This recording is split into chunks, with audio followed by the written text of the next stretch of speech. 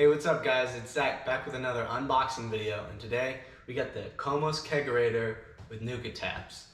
If you like this content, be sure to like and subscribe, and let's get into this. So I got the 4-tap NukaTap with flow control model. And I think this is pretty much everything it came with. It came with the draft tower, obviously the kegerator itself, the 4 taps, and then the all the KOMOS Kegerators come with the oh, actually no, that's not it.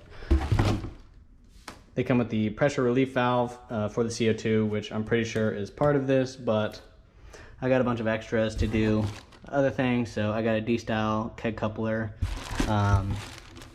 as well as, you know, a bunch of other duo type fittings. I'm pretty sure it comes with them, but I wanted to have kind of a more custom setup. And then I got a bunch of, you know, I got the duo type gas and beverage line stuff, just to make my life easier because I'm starting from scratch and I don't have any of this. So let's go ahead and get the main fridge unboxed and see what we got going. So something I wanted to point out is that the box that it comes in, it actually came in a bigger box that I had to unbox from. I had to put it on its side, and then it also says that it was transported on its side. So you need to be sure to let it stand before connecting to power to make sure that you don't mess up the compressor and stuff. And I guess first pro tip is cut off these straps, and then I would just lift the top of the box up. It's connected, or it's not connected at the bottom, so that'll save you a lot of time trying to tilt it on its side yet again. So there we go. So initial reactions are awesome. Really love the way it looks. I'm gonna leave this on because I do need to flip it over for some casters. I don't know what those are yet, so this is, I think, the only real box that came with it. This is for the quad tap kit. I would say other initial reactions are the get out of here. So the top is made out of plastic, which I don't know if I love that. It's probably a good idea because you have liquids and it would rust otherwise, but also there's the hole on the top, which is cool. So basically just a regular mini fridge with custom top, and that's nice. So I mean, I guess you could convert it back to a mini fridge if you ever needed to. Don't know why you would though. So everything you need is in the draft tower kit. Quite heavy, and they have just absolutely packed everything in here. Like I said, I got the quad tap, and yeah, here's just a ton of the duo type fittings, which is awesome. It looks like there's some insulation in there, so I would keep that in there because some of the reviews online, there was complaints about condensation. And then here's all the line you need, and then some screws. No clue where the casters are. Maybe they're inside the fridge. We'll have to see. But here it looks like we have a rubber grommet for the tower. We have some duo type fittings. We have the back side of all the taps. We have the tap handles, comically short from what I expected. And yeah, that's what that looks like. Then we got the tubing here for beer and gas line, along with a wrench for the duo type fittings and for the faucets, and more duo type fittings. And as I said, the inside, it has some insulation. Would not throw that away. And some people complained about condensation, so much to the point that they cut out some of the packing foam that came with the fridge to this cap, because the cap is uninsulated. So I'm also gonna do that. Every little bit helps. So let's go ahead and open this fridge and see if we can find the rest of our missing parts here. All right, so I found everything that was missing. It was inside. Looks like I got a little ding here. Not sure if that's because I turned it over, which I have turned it over now twice, to get out of one box and then to get the bottom packing foam from that box off of it. Alrighty, so this is for the hose to chill the tower. Looks like we got some zip ties here.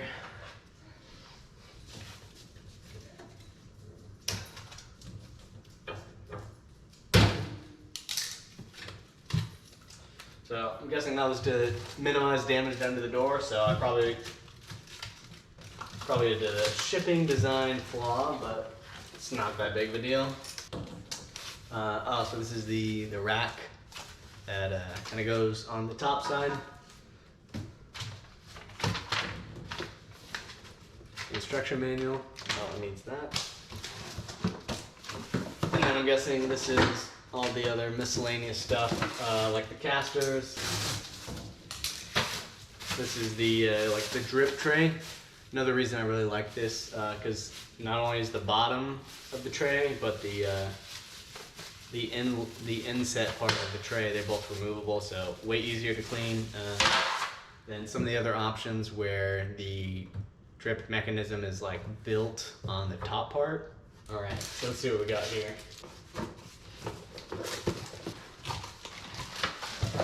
So yeah, here we go. Here's our casters. Pretty basic with a lock mechanism. You want the locks in the front, the two front ones you want to lock so that it's not swinging when you're trying to pour a beer. And then that's what it came like, just shoved in that box. We got the dual gauge CO2 regulator, all 4 casters, and then this bracket is for the CO2 can if you mount it on the back. I'm not sure if I'm going to yet. I got a 20-pound can and it might not fit on here. And this does, that does add a noticeable, I don't know, 8 inches to the depth of the fridge. So I'm not sure if I'm gonna do that yet, but we'll see. I'm gonna close this up, tip it on the side, and then get these casters on before I move any further. So just about to turn it on its side, but I wanted to show you that there is there's some back stuff here. This is the inlet for gas if you want, and then also this cage sticks out, so you definitely want to put it on the side when you're putting on the casters. And then here's a better look at that top again.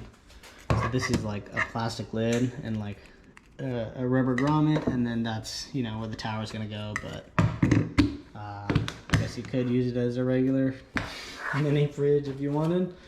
So let's go ahead and get this flipped over. I also wanted to point out that there are these like plastic feet that you could leave on if you didn't want casters. I'm not going to do that. I want the casters so I can easily move it around, but these do come off. And then 2 of the casters they have this locking mechanism on the back, and then 2 of them are just plain. I will say that these seem like really high quality casters. Nothing on here is plastic. Maybe that white part is, but the wheels are rubber. Everything else is metal. That's high quality, which is better than I would have expected. Considering that these are plastic and the top of the fridge is plastic. But yeah, you win some, you lose some. All right, something else I wanted to point out is that the screw holes, like you might be able to put it in 2 different orientations. Like the holes line up for both sets here, but they both only have 3 screw holes. Not really sure what that's all about. Yeah, that goes for all of them. Maybe in the front, if you do this other set, you can have all 4.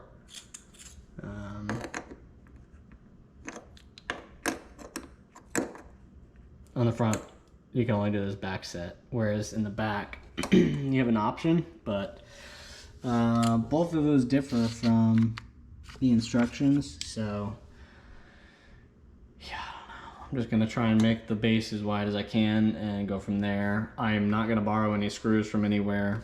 I also want to say that some of these screws around here are so tight that I almost stripped them using a screwdriver. So I'm using an 8mm socket wrench, and that of course did the job. All right guys, got the casters all on. I got the 2 locking ones on in the front and the non-locking ones in the back. The back ones, they only have 3 screws. Front ones, they got all 4. And then something else I wanted to point out is the door orientation can be flipped if that's something you want. There are extra things. There's an extra hole on the bottom, so if you need to flip the door, it looks like you can do that pretty easily. All the hardware seems to be supported there. Next thing we want to do is attach the tower for all the taps. Also want to make sure that you get this rubber gasket in there. And then I misspoke about this little bag of screws. This is for the tower. So we're gonna go ahead and do that now. And it looks like you have to do it top down because everything's on the bottom. So we're gonna put the gasket down and then the tower on top of it. And then I think it's a little bit easier to kind of pull up the insulation, and then we're gonna use a screwdriver with our hand down there. So here we're at the top. We're just gonna take out this gasket here. And you can see that this lines up with the gasket, and then inside of the tube we got 4 mounting holes. So we're gonna use these screws and a screwdriver.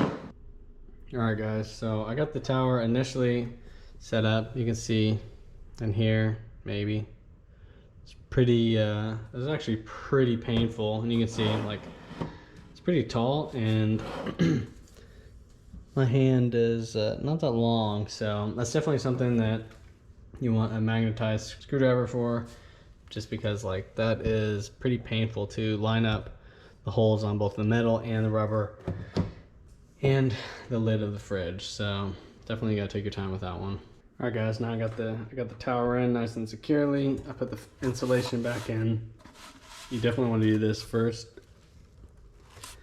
because the way that the cords go in there, the tubes, you're not going to be able to get that in secondary. So definitely put that back in before you do it.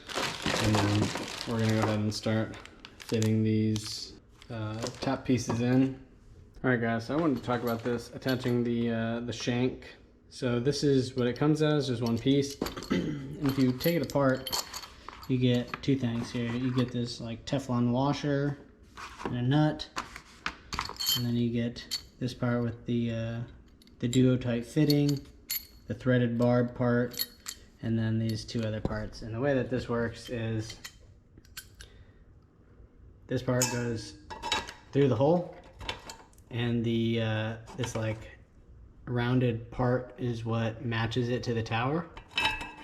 And then on the back side you have this like Teflon washer, which also has this ribbon part, and basically all that is just it's machined to ride the inside of this circular tower. So one part's going on the outside, one part's going on the inside, and then they meet up and join basically with just this tower acting as a O-ring in between the 2. I'm gonna go ahead and get all these done, but we do need to cut the beer line into 4 equal parts, and then get the duo type fittings out. So that's just these little fittings. So one of them is fit for the gas line, and then one of them is fit special for this little divot here on the shank end. And so one of these is for the gas, one of them is for the beer. The beer is the smaller diameter. And then I have this basically a nylon tube cutter. I got this in a set with some lawn equipment, honestly, and it's just like a straight edge cut. So that's what I'm going to use for this. I can link this down below. Alright guys, so I wanted to show you here that the beer line is this line is marked as 4mm. That's the smaller one, and then the gas here it's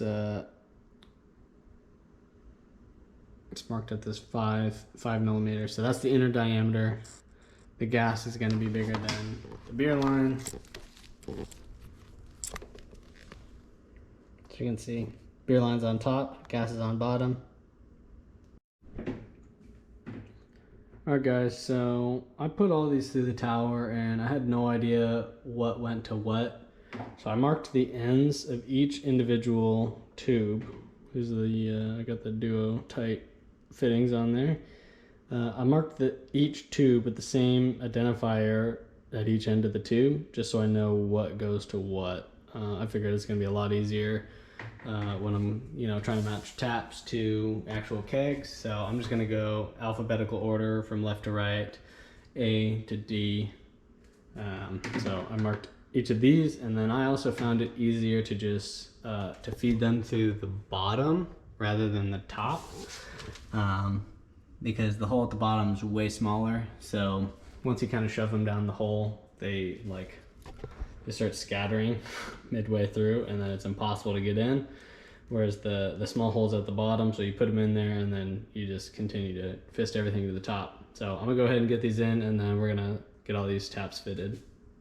All right guys, so I got all the tubes A through D lined up on the outside, but don't forget that you don't want to put this on first for these. The flat nut side to the flat Teflon washer side, these need to go on the tube first before it goes through the tower. But I put all mine through the tower just to make it easier so that I know that they're organized. So for each one, I'm going to pop it out of the hole, bring it out of the top, put the kind of Teflon washer and the nut on, and then put it back through the hole where I'll connect these and then screw them through the hole. So I just found that a little bit easier for kind of wire management. All right guys, so we got all the outside taps on, shanks rather.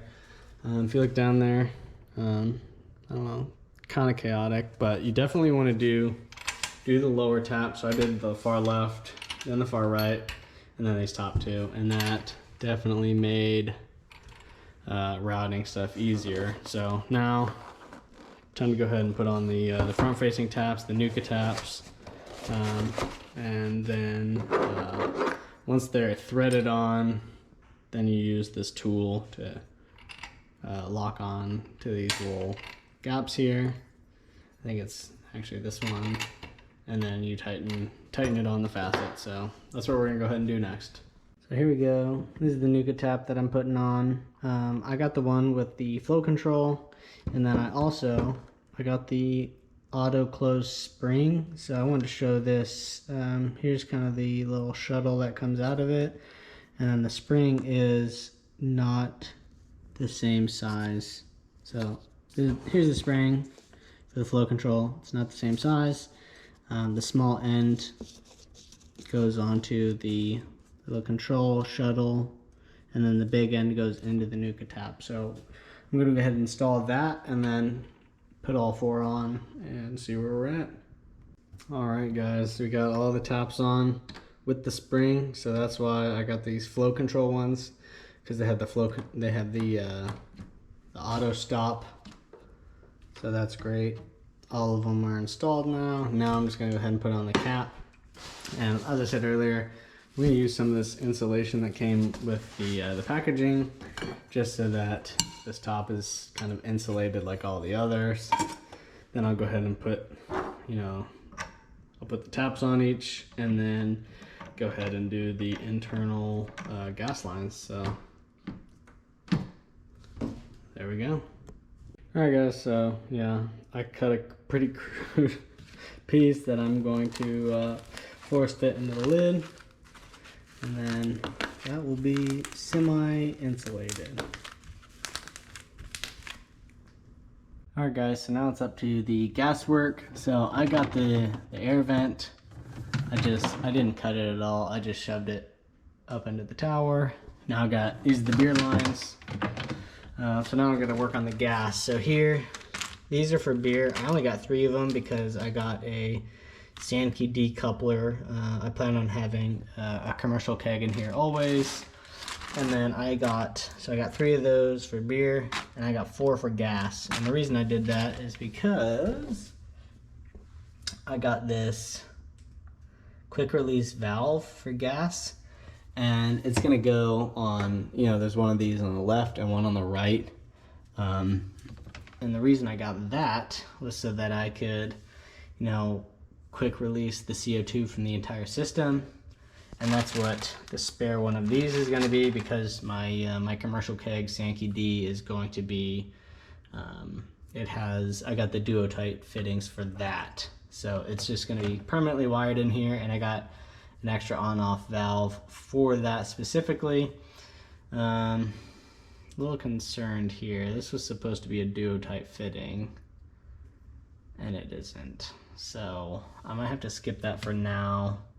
That was supposed to be a duo-tight fitting, and I got a, separate one of these for it.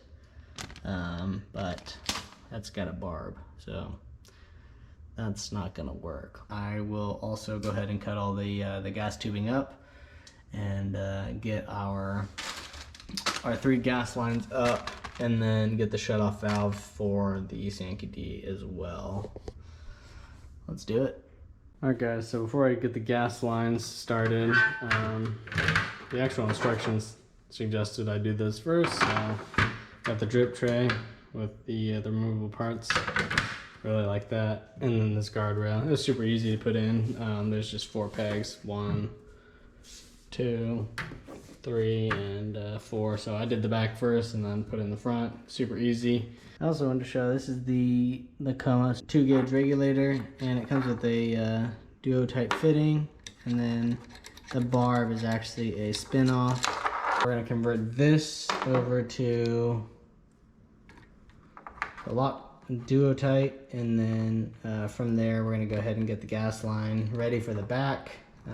Whenever I have my CO2 tank, it's still not filled yet, and then I'm going to get the other gas stuff put together. It's got a bunch of like T connections, so we're going to come in the back here, and then it's basically just going to split into the 4 different kegs, and then from there I'm going to have a secondary regulator so that I can do some like seltzer or soda or something at a higher PSI, and then I'm going to have some shut-off valves for everything if I don't want that. So that's kind of why I bought that box of extra parts, basically so that I can run a different configuration if I wanted to. So, buy once, cry once. That was kind of the mantra here, so that hopefully I don't have to buy more stuff. Alright guys, we want to show, this is the Sankey D coupler that I got.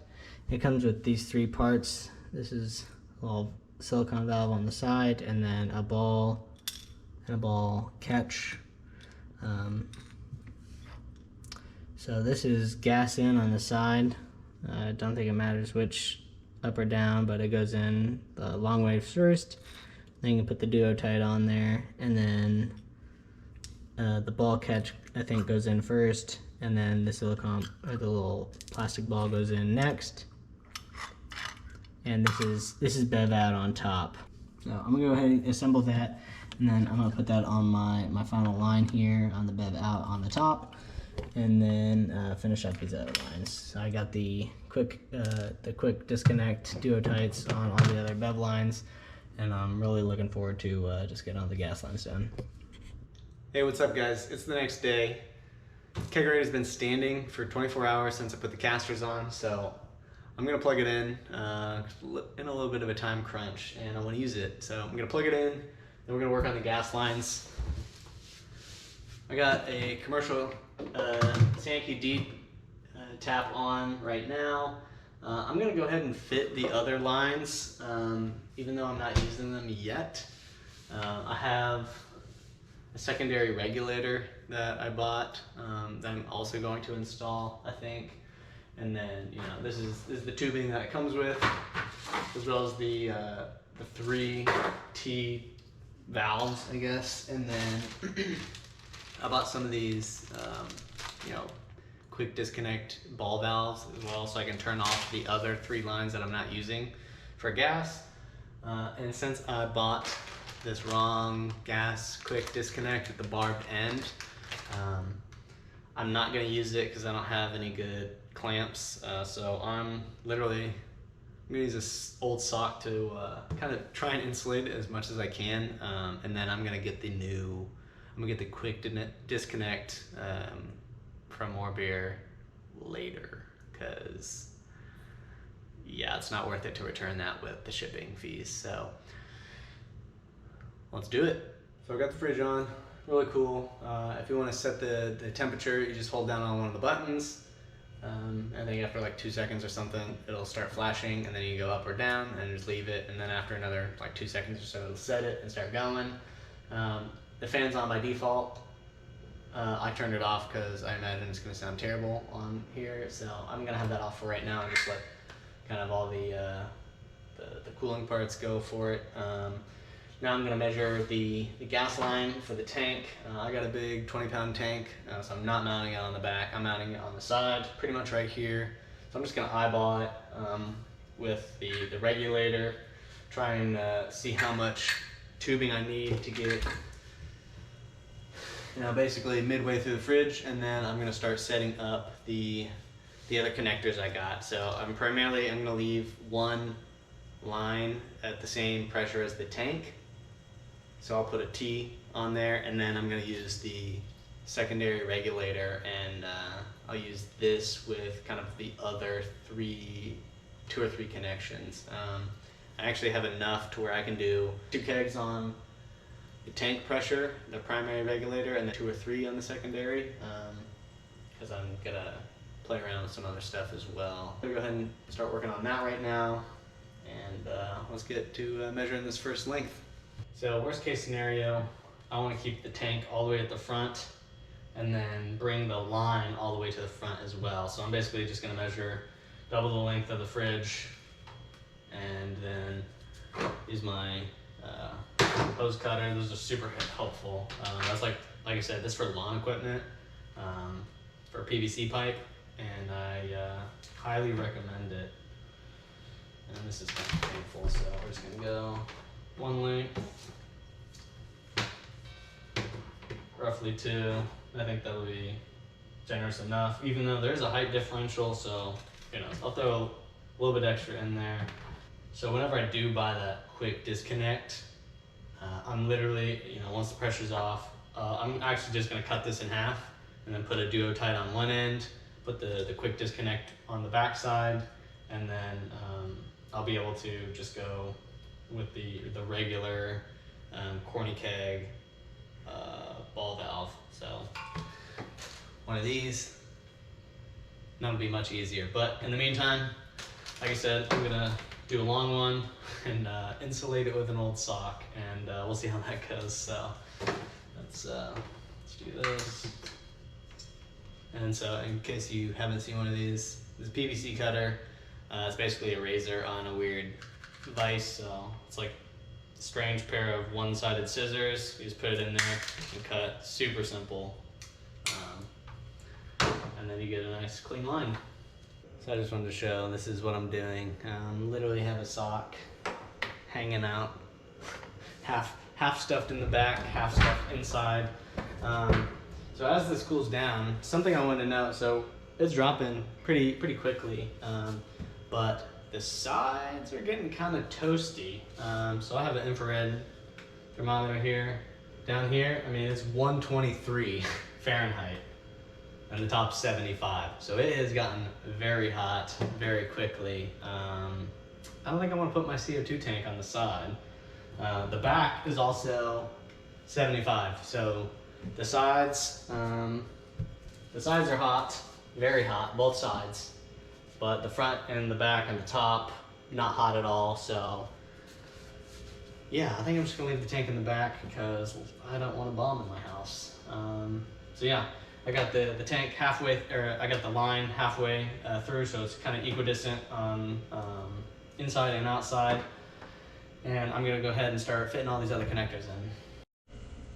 Alright guys, so here we are, the first few fittings. I got the gas line in from the corner and into this first T, and then also I have the secondary regulator. So basically I'm going to then do another T off of both sides, and then I'm going to put the stop ball valve on each side. And then I guess something else I wanted to note is that when doing these connectors, you want to do a pretty solid piece here, because it actually goes pretty substantially far into each connector. So if you do really short connectors, like little jumpers, and you're trying to make it nice and tight, you might not have enough to actually make a solid seal. So definitely wanted to mention that. So I'm gonna go ahead and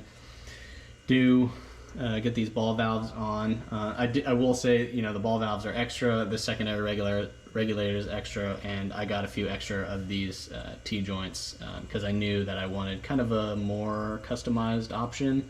I definitely you don't need to do this at all. I want to wire this once and kind of leave it for a while. So that's why I got all these extra parts. And I mean, like, you know, each one of these connectors is, I think, like $2. This gauge, I think, was like, I want to say 18, but that's way cheaper than getting a more heavy-duty regulator.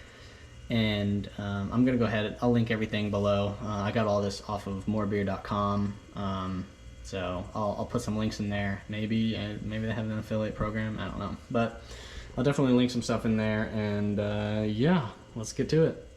All right, guys, so this is where we're at right now. Got all the fittings hooked up. It's kind of a spaghetti mess. I'm gonna use some basically cable ties to clean this up, but for, you know, majority of the gas lines, they're all on these ball valves, and then with the exception of one, you know, I figured I'm always gonna have one keg on there, but I'm actually not sure about this Sankey D coupler, if it's, you know, pressurized like this.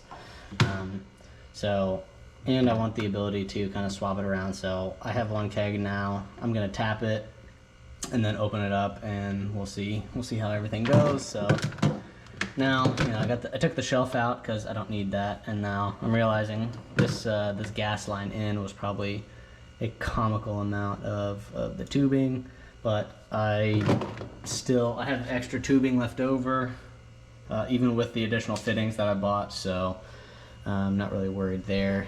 And so now we're gonna go ahead and move it, hook up the CO2 and let her rip, see what happens. All right, guys, what's up? I'm in the office, just ignore all of that. So we've relocated. This is where its final resting place will be. I'm going tank on the side. I'm not gonna leave this much room, but I did need easy access. So right now I'm doing the pressure test. You're supposed to set it at 20 PSI and leave it for 4 hours and see if you got any leaks. So that's the state that we're at right now. I think pretty much everything's done. I'll unwrap this in a little bit, and then on the inside, still chaotic, but I got a keg, so we're letting her chill down, and then I'll be back for the kind of final connection. I need to still connect the keg and then pour a few beers, and we'll see. I'll see you then. All right, guys, here we are. Kind of hard to read here in the corner in the dark, but the pressure has been holding.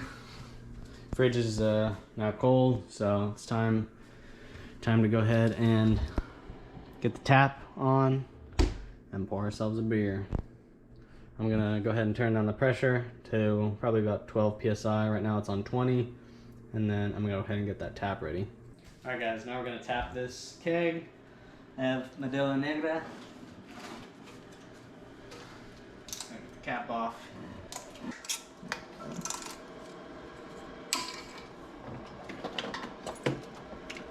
Here's the deep tap. We will definitely make sure that it's up so it doesn't go everywhere. And then just lock in and twist. And then once it's tight, engage it. Now I need to move all this back.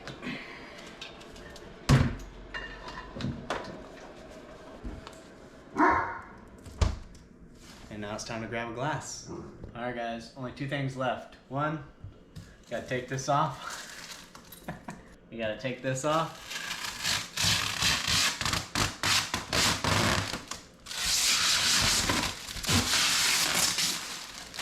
And pour beer. All right, guys, there we got it. The KOMOS V2 Kegerator with the 4 taps. Pours nice. This faucet, I got a little drip. I need to figure out It's totally possible I installed the flow control spring wrong, and I also have no idea which orientation, up or down, like what that means. I switched it and just got a ton of foam, so still figuring that one out. Like I said, still going with the gas on the side, and if I take a reading, I mean, it's 124, 5-ish. It's hot to the touch, and uncomfortably so. So still not sure what I'm doing there. But yeah, overall, super impressed. I think it was all in about $900 for the kegerator and the extra stuff that I got. And then the gas was obviously separate, but super impressed.